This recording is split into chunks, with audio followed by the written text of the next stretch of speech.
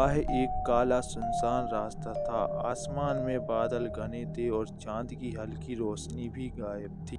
हवाओं की सरसराहट और सूखे पत्तों की चरमराहट माहौल को और डरावना बना रही थी।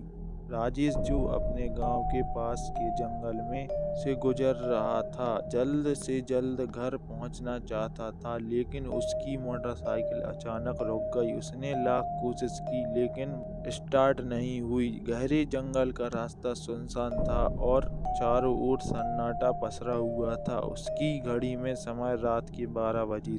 गांव के बुजुर्गों की कहानियां उसे याद आने लगीं। इस जंगल में रात के समय कुछ अजीब और भयानक घटनाएं होती थीं।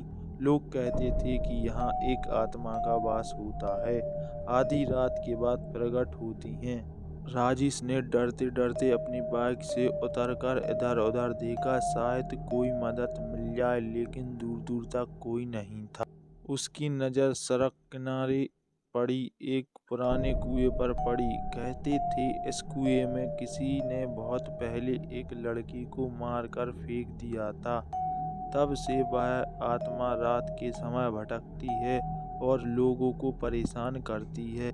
वह औरत धीरे धीरे उसकी ओर बढ़ने लगी। उसके कदमों की आवाज़ जैसे राजेश के दिल की धड़कन को और तेज कर रही थी। औरत की आंखें से खून बह रहा था। उसकी चिल्लाहट ने पूरे जंगल को थर्रा दिया था।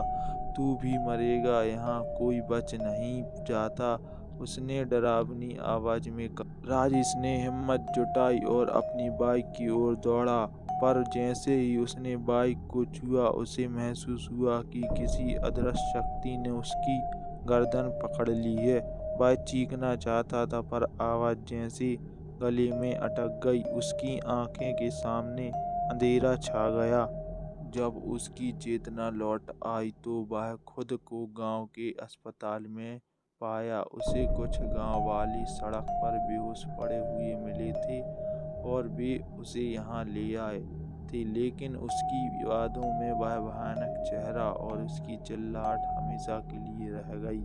लोग कहते थे कि उस रात राजेश को उस भटकती आत्मा ने अपने कब्जे में ले लिया था। आज भी जब वह उस घटना को याद करता है तो उसके रोंगटे खड़े हो जाते हैं। उस काली रात का खौफ कभी मिट नहीं सकता। कहते हैं अगर आप उस जंगल में रात को गए तो आप भी उसकी चीखें सुन सकते हैं।